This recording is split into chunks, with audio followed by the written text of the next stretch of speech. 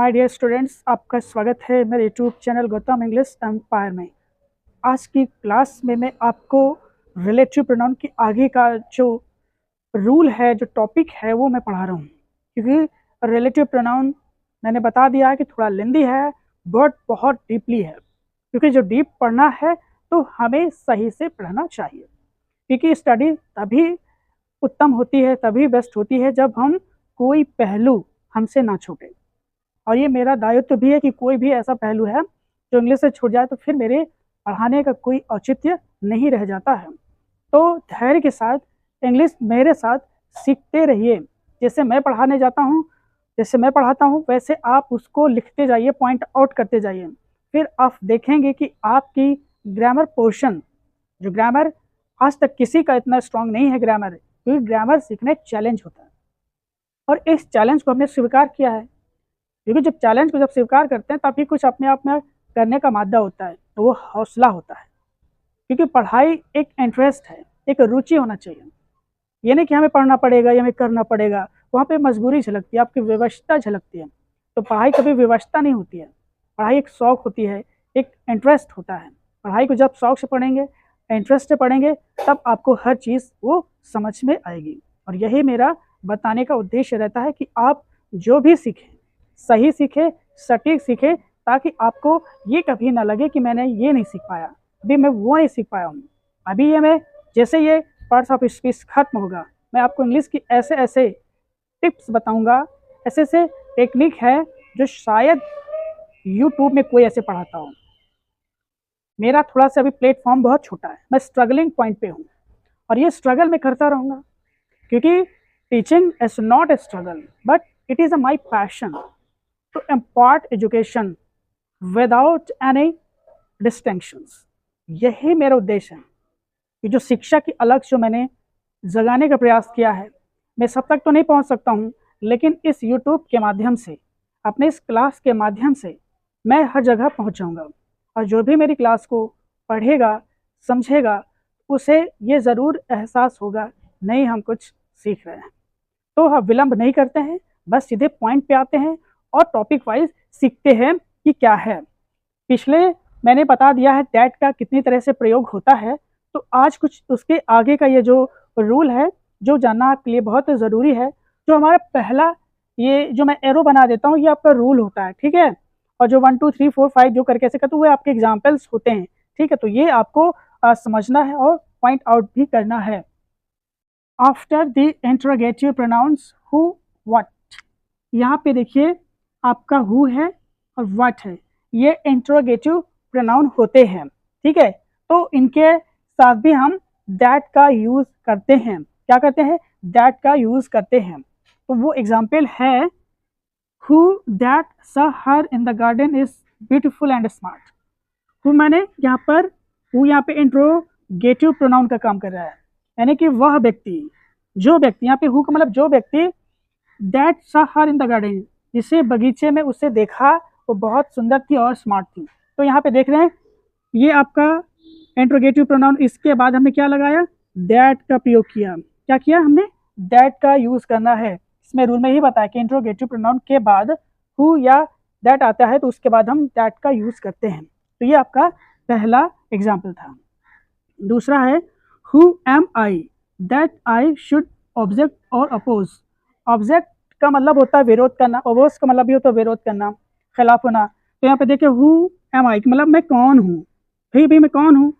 That जो object, जो मैं विरोध कर सकूँ या विरोध करूँ। तो देख रहे हैं हु के बाद हमने दैट का यूज़ किया। तो ऐसे भी यूज़ किए जाते हैं। कभी कभी आपको यहाँ पे दे देगा who am I, who I should object, तो आपका गलत हो जाता है। क्योंकि एग्जामिनर जो होता है ये सब बारीकियां देखता है और वो एग्जाम्स में पूछ लेता है। तो वो आपको नहीं आता है क्योंकि आपको रूल नहीं पता या किसी ने अच्छे से आपको बताने का प्रयास नहीं किया है। तो आई होप ये चीज़ें आपको क्लियर हो गई। Third rule, what it is, ये क्या है? दैट मैंने जो ट्रबल्स यू सो मच, जो आपको परेशान करती है। ऐसे क्या चीज़ है जो आपको परेशान करती है? देखिए व्हाट का प्रयोग हुआ, व्हाट के बाद हमने दैट का यूज़ किया। तो इस तरह से यूज़ करने का जो तरीका होता है। फोर्थ है व्हाट इज देयर, वहाँ क्या है दैट मैंने जो आई डू नॉट सी मैं नहीं देख पाया। तो यहाँ पे देख रहे हैं कि व्हाट और हु के बाद हम दैट का यूज़ करना सिखाए थे, ये जो बहुत ही सिंपल है, सरल है। आई होप ये चीज़ें आप इतना समझ चुके हैं। तो नेक्स्ट रूल क्या कहता है कि what refers to things only, it is used without antecedent expressed and is equivalent to that which thing which. अब यहाँ पे इस चीज़ को ये समझना है कि हम वर्ड का जो प्रयोग करते हैं वो सिर्फ वस्तुओं के लिए होता है। क्या होता है? वस्तु के लिए होता है। किसके लिए होता है?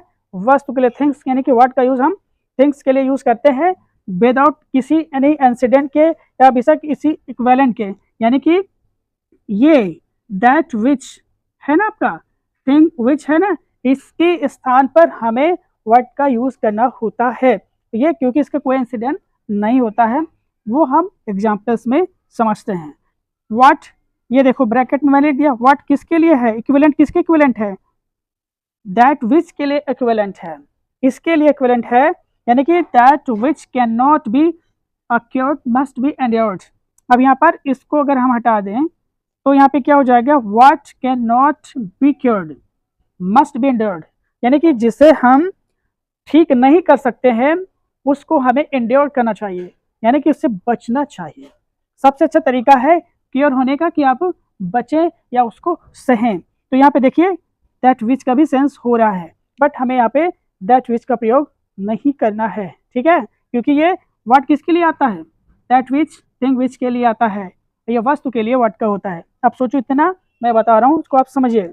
सेकंड है आई से व्हाट आई मीन। देखो मैं वही कहता हूँ जो मेरा तात्पर्य होता है, जो मेरा मतलब होता है। तो यहाँ पे देखो व्हाट का प्रयोग हुआ, यानी किसी वस्तु की, किसी थिंग की बात की जा रही है। आई मीन व्हाट आई से, मेरा मतलब वही है जो मैं कहता हूँ, मेरा मतलब वही है जो मैं कहता हूँ। देखिए व्हाट का प्रयोग ऐसे करते हैं, what is done can not be undone, मतलब जो हो चुका है, जो किया जा चुका है उसे बर्बाद नहीं किया जा सकता, नष्ट नहीं किया जा सकता। This is a way to use what, ठीक है। What man has done everyone can do, यानी कि जो आदमी ने कर दिया है वो हर कोई कर सकता है। तो देख रहे हैं कि इस तरह से हम व्हाट का यूज करते हैं प्रोनाउन में। What is one man's meat is another's man's poison, कहते हैं कि जो एक व्यक्ति के लिए भोजन है वो दूसरे व्यक्ति के लिए विष भी है, ठीक है। तो दिस इज द टेक्निक, देखो किस तरह से यूज करा जाता है सेंटेंस। जब आप इन टेक्निक को, इस रूल को जब आप सीख लेते हैं तब फिर अच्छे से आप इंग्लिश के ज्ञाता होने लग जाते हैं। सेवेंथ है give careful heed to what I say, मैं जो कहता हूँ उस पर ध्यान दो। Give careful heed to what I say का मतलब होता है जो बात मैं कहता हूँ उस पर आप ध्यान दो। व्हाट आई हैव रिटन, जो भी मैंने लिखा है, आई हैव रिटन वो मैंने लिख दिया है, ठीक है, मतलब जो भी मैंने लिख दिया है वो लिख दिया है। तो इस तरह से देखो ये यूज किया जाता है। देखो मैं कितने तरह से आपको एग्जाम्पल्स के माध्यम से व्हाट का प्रयोग करना सिखा रहा हूँ। He found what he was looking for, मतलब जो वो खोज रहा था उसे मिल गया। तो देख रहे हैं इस तरह से हमने व्हाट का प्रयोग किया एक रिलेटिव प्रोनाउन के रूप में। आई बात समझ में? ये नेक्स्ट आपका ये रूल है, in old English the word as was used a relative pronoun after such.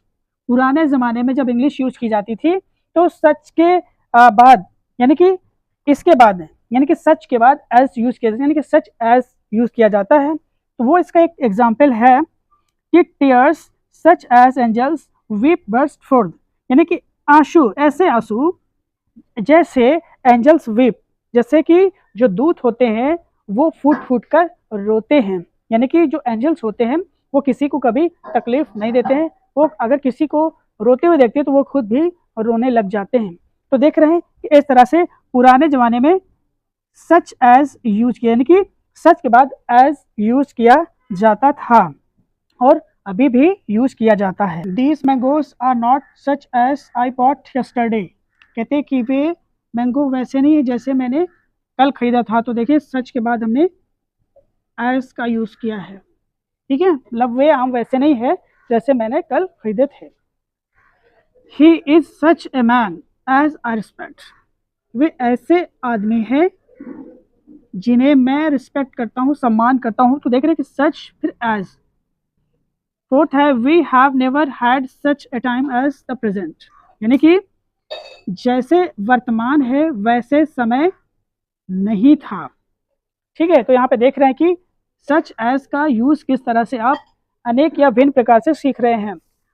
His answer was such, उसका जवाब ऐसा था as I expected him to give, जैसे मैं उससे उत्तर पाने को उम्मीद करता था या आशा करता था। तो देख रहे हैं कि सच एज के various uses, how to use such as. अब आपका नेक्स्ट रूल है the word as can be used relative pronoun after same, यानी कि अभी इस वाले में क्या है, यानी कि जिस तरह से आपने एज का प्रयोग सच के बाद यूज किया, यानी कि सच एज, अब उसी तरह हम सेम एज का भी इसमें सीखेंगे कि सेम एज कैसे यूज करा जाता है। तो पहला एग्जांपल है my trouble is the same, मेरी समस्या वही है, वैसी ही है जैसे योर सेज, जैसी आपकी है। तो देख रहे हैं कि सेम एज यानी कि मेरी प्रॉब्लम वैसी ही है जैसी आपकी है, तो होता है my trouble is the same as yours is. तो ये इस तरह से देखो सेम एज का हम यूज करते हैं। लेकिन सेम के पहले थोड़ा सा ये ध्यान दो कि हम यहाँ पे डिफाइनाइट आर्टिकल द का भी यूज करते हैं, ये भी महत्वपूर्ण है। ठीक है, this is not the same as that is, कहते हैं ये वैसा नहीं है जैसा कि वो वाला है। तो देख रहे हैं सेम एज का तरीका।